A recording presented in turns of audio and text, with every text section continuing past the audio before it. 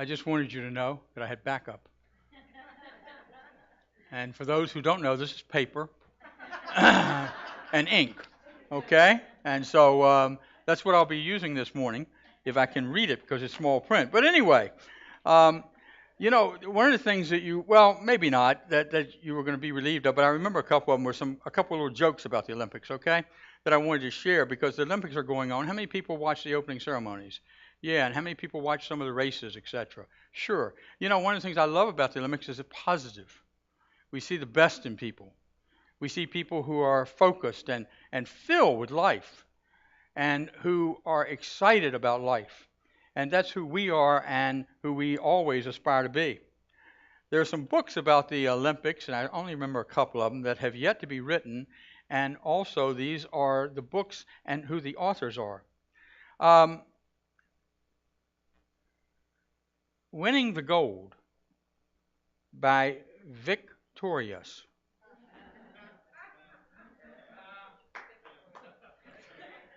Although it's the summer, the Winter Olympic Games by Bob Sled.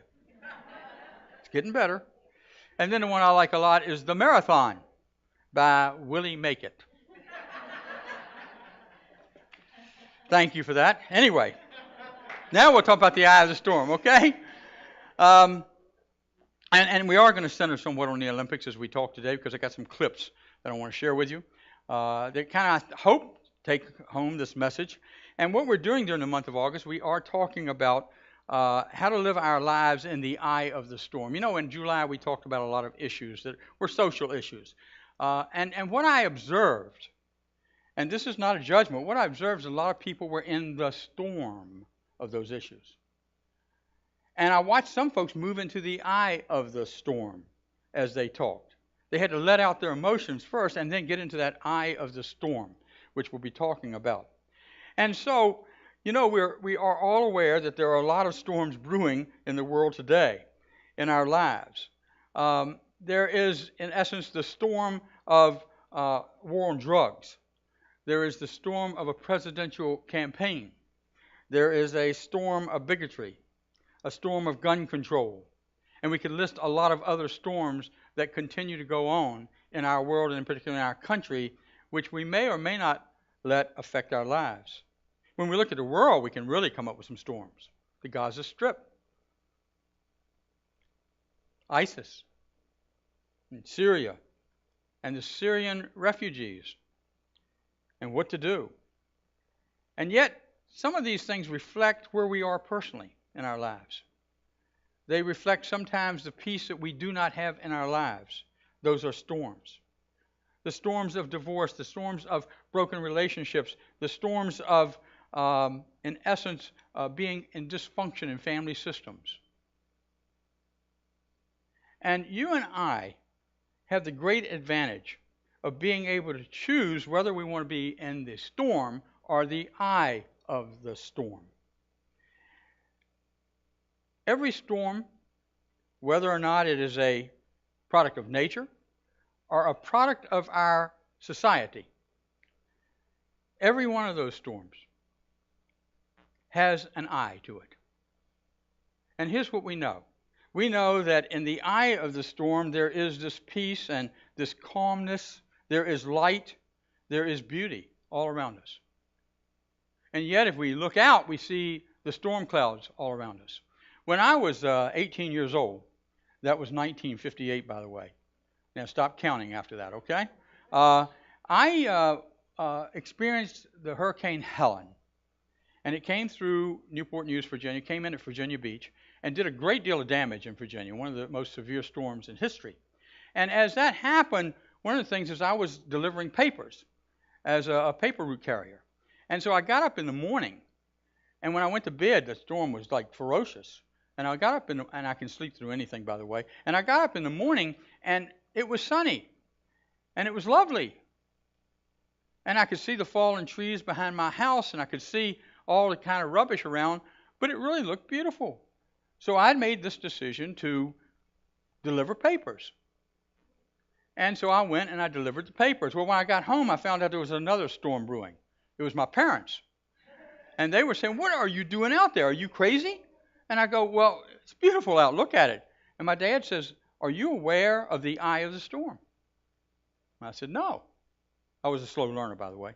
And I said, "No, what are you talking about?" And he said, "Well, in a storm, there's an eye. And in that eye, there is this peace and calm that looks like nothing's going to happen. But on the other side of the eye, as it comes through, is where the most ferocious weather comes through." And sure enough, about 45 minutes later, Helen came with all the fierceness and all the power of a storm.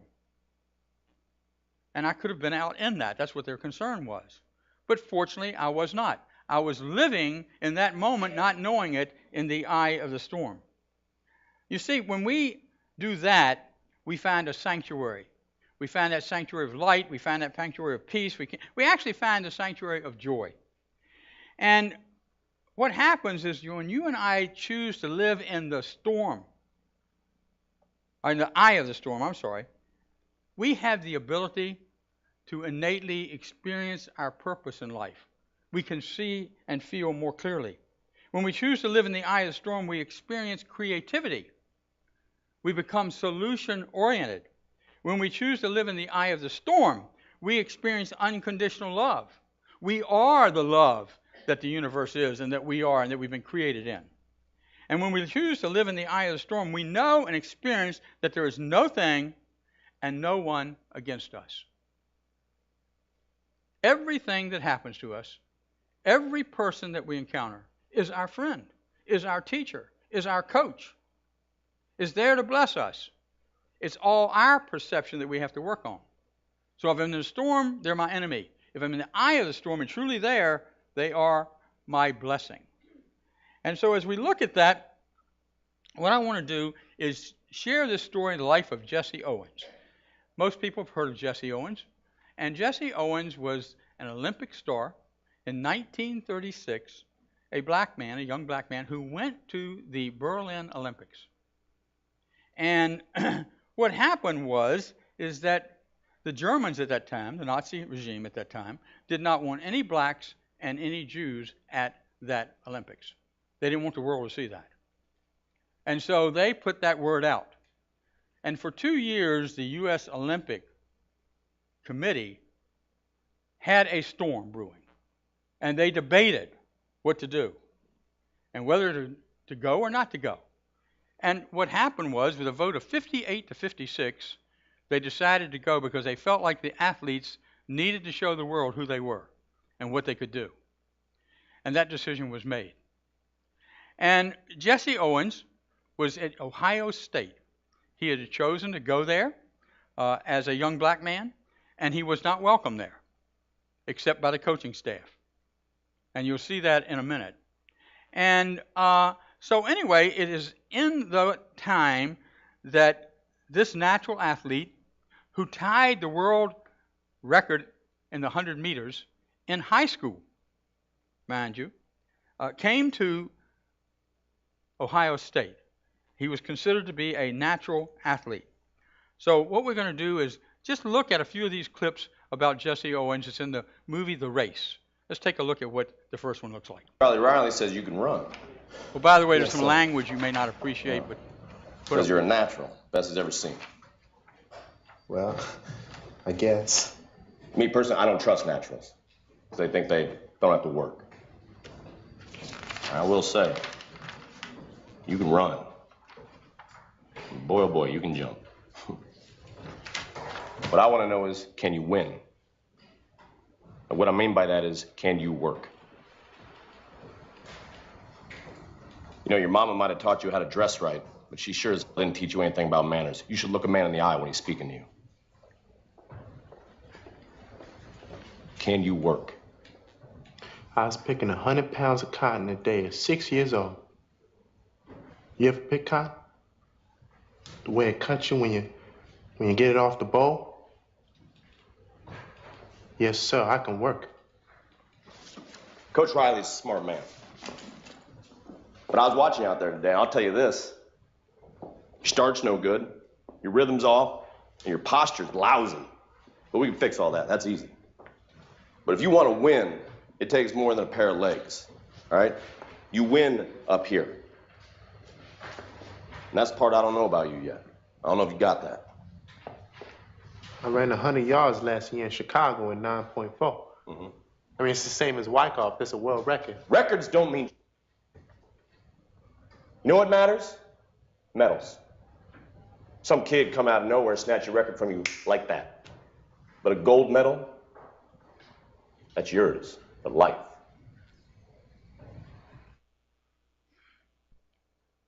By the way, the coach who was talking to him had won 3 medals in the 20s in the Olympics, okay, which set a new standard, 3 gold medals. And what we see there is that you and I are able to determine what our lives look like by the way we think. But it's deeper than just thinking. I'm not talking about what the brain thinks. You see, the brain's been programmed to think negative thoughts most of the time. The brain's been programmed to say we're not enough. The brain's been programmed to say there's no chance. But what we know is that when we allow the Spirit within us to reprogram that brain, when we step into divine mind, that we are then able to really not have mental potential, not be a natural athlete, but have spiritual ability, which truly is unlimited and is powerful unto itself. In order to claim our gold, we have to claim our good. And to claim our good, we have to experience God. Experience the Christ within, experience the I am, whatever you'd like to call it. And when we experience that, what really happens is that our lives are transformed. You see, when we are expressions of God, we are just expressions of God. We don't have to think about it. We don't have to work at it unless we get a little off base. But we'll know that because we're out of intention, if you would. We're out of focus with what we know we are. And as soon as we recognize it, we can step back in. There's nothing wrong. We just have to step back into it. And so we become, if you would, this idea in the mind. The true self of you, the Christ, the spiritual person in you, is shown through Jesus' life in words and deeds. Eric Butterworth, the great writer for Unity, in his book, Discover the Power Within You, wrote this. To Jesus, God was not an object of worship. And he wrote it this way, but a presence dwelling in us, a force surrounding us, and a principle by which we live. When Jesus said, I and the Father are one, he was also sharing at that time a new consciousness. He was far beyond his years. And many of us are still trying to come into that consciousness. But we have to have that desire to do so. We have to have that desire to come out of the storm and step into the eye of the storm. There's a great illustration in this next clip that shows us how to be in the eye of the storm. That's what I want you to catch from it. So please watch this and be observant to what's happening. Hey, Jesse Owens. Jesse, let's get back to basics. Why don't you swing from those bamboo poles over there, boy? That's right, Jiggaboos. Let's see you hang off those Jesse, bars. get set. Come on. Just like getting back in the jungle, huh? Come on, boy. Yeah, One more thing. Jesse, you want to tell me what was so interesting about the football team? I don't know, Coach. I just got distracted. Oh, you got distracted.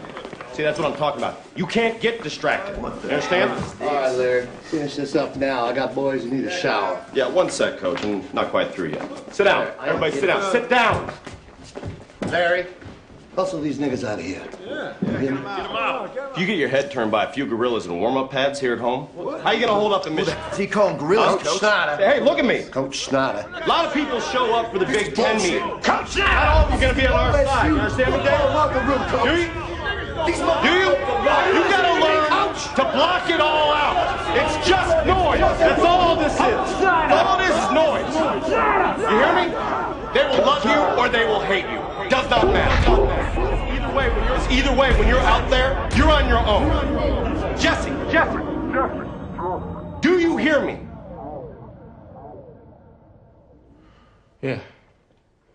Yeah, Coach, I hear you. Good. Wow. Isn't that a great illustration? I loved it when they were making fun of Jesse, and then the coach called him a gorilla, and they reacted to it, obviously, okay? Isn't it interesting how we can be in two different ways and think two different ways, especially when we become defensive about our situation? And so one of the things we're looking at here is that you and I have to be able to block out the noise of life, the noise of the storm, all that stuff that's swirling around. And in today's world in particular, because one of the things that's happening is that the storms are magnified. They become bigger storms. They become typhoons. They become hurricanes by the press and by social media. And you and I have to be able to block that out. And we do it by going within ourselves and finding the center of ourselves, which is the eye of the storm within ourselves.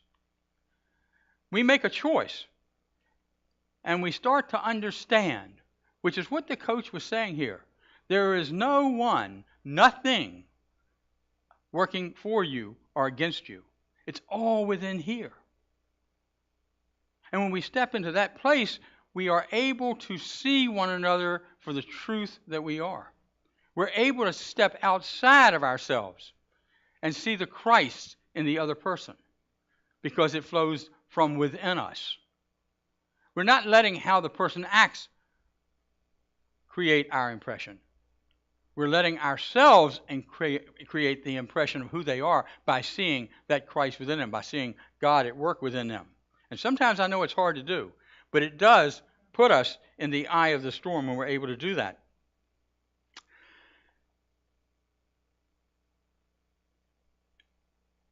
What they were saying is that you and I, have the ability to go to the root of our beliefs. Gary Simmons, who wrote this book, The Eye of the Storm, I recommend it highly. It's a great book.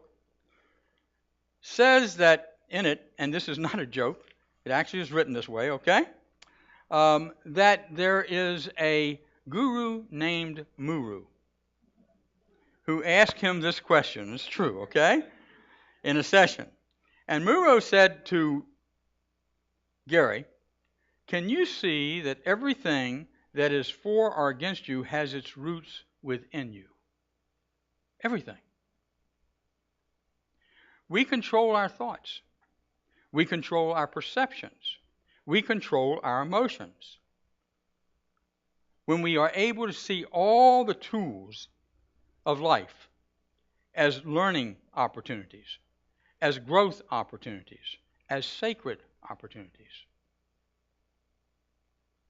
When we are in the human condition as spiritual beings, every moment is a sacred moment. Every opportunity is an opportunity for growth. And there is no one and nothing against you because everybody is your friend.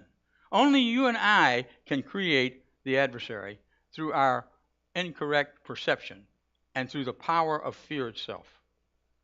And so we can let go of that. And as we do that, you see, we are able to, again, see things in a different way.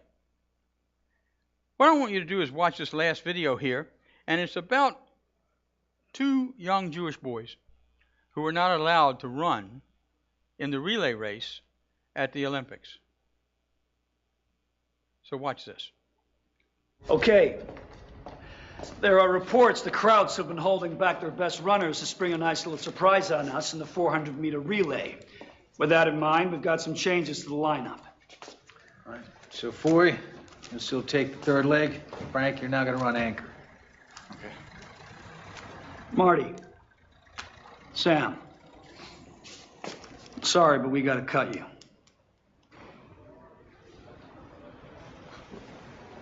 Who's going to run first and second? You mean we came all the way here? We're not going to get to race? No. That's a load of crap. Marty and me, we both licked Sorry, Boy in the speed test it's yesterday. not been an easy decision. Hey, you're going to cut somebody, you cut him. Boy's got more experience. Any team the Krauts got out there, we can win this by 15 yards. Oh, come on! You know what this is all about. We're the only Jews.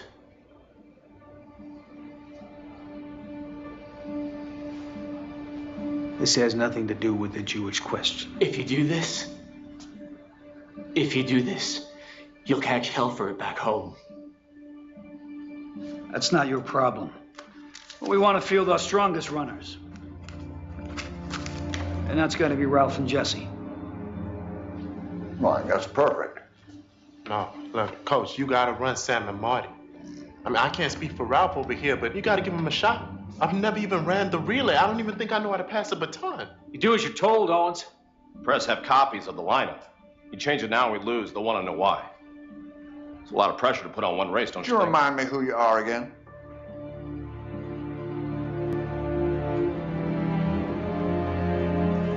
Ralph, you do what you want. I'm not running. Unless Sam and Marty say it's all right.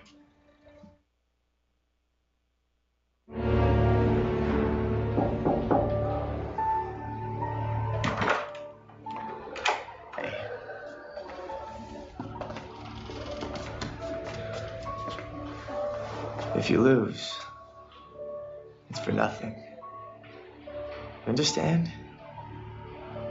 Sam and me would have been shafted for nothing. All the world will see is another Nazi waving another medal.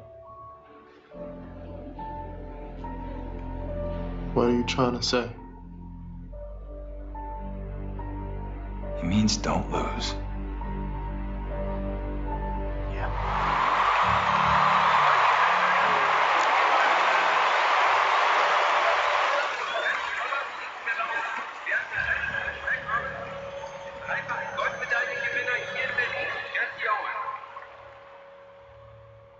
Fertig.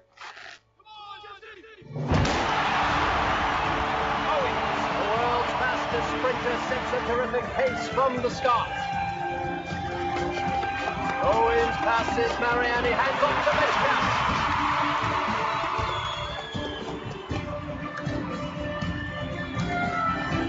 Faster, passing the Canadian, the second change.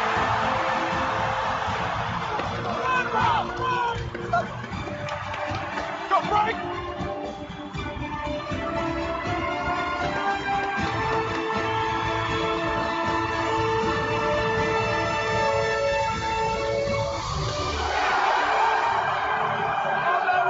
First place with the new world record of 39.8 seconds! All right!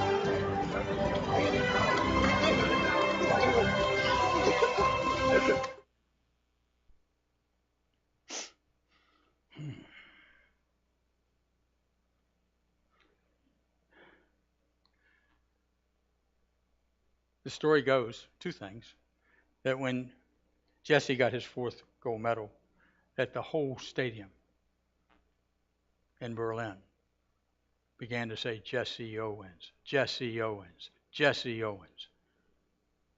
See, when we admire somebody else, when we see in them their God-given potential, we forget about politics, we forget about countries, we forget about all of that, and we step up and say, Jesse Owens.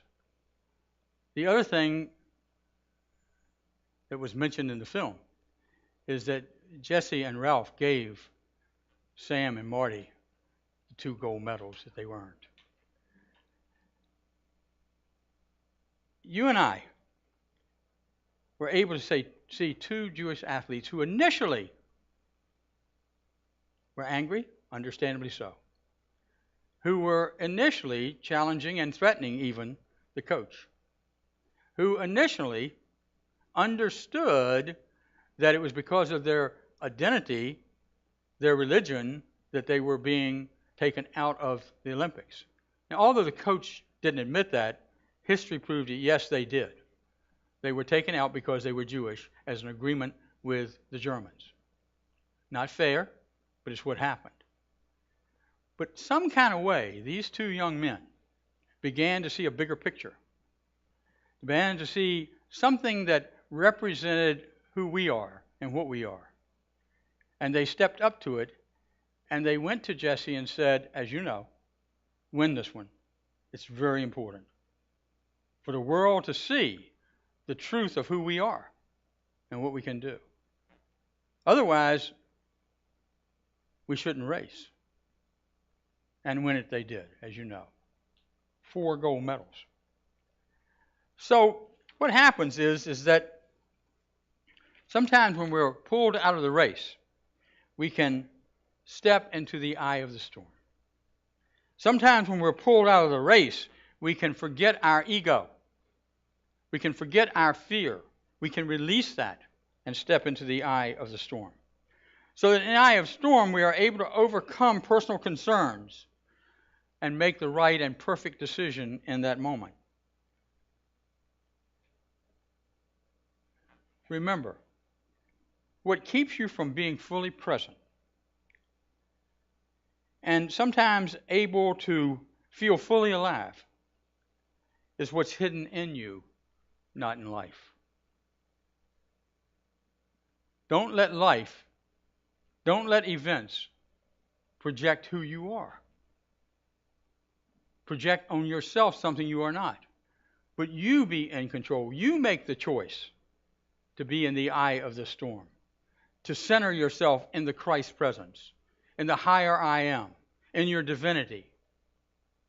And when we do that, what happens is that you and I are able to live life from the inside to the outside as we grow in spirit. You and I are able to release the noise in our lives and dwell in the silence, which, by the way, is always with you. You don't have to go into a cave. You don't have to do anything else. You just are in the silence when you are in that eye of the storm. And we start to come to recognize that there is no thing and no one against us. What you come to know is the true self of yourself, the Christ, the higher self, the individualization of God that you are, that's found in that eye of the storm within you, in your heart. What you come to know is Christ in you, Christ in me, Christ in us is our hope of glory. That you and I discover our unpotential limited,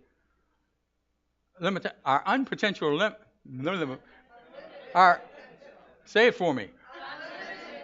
Our unlimited potential. I knew somebody could help me out. Thank you. Take that off the tape, Ray. Anyway, but we can create that because we really know inside our hearts it's the Christ within us that is and steps up to our glory. I see that glory in you. I see that potential in you if you don't exist, if you aren't quite there. I know it's there because it's truly who you are. That you are the Christ. And that's your hope of glory, and my hope of glory, and our hope of glory. Thank you.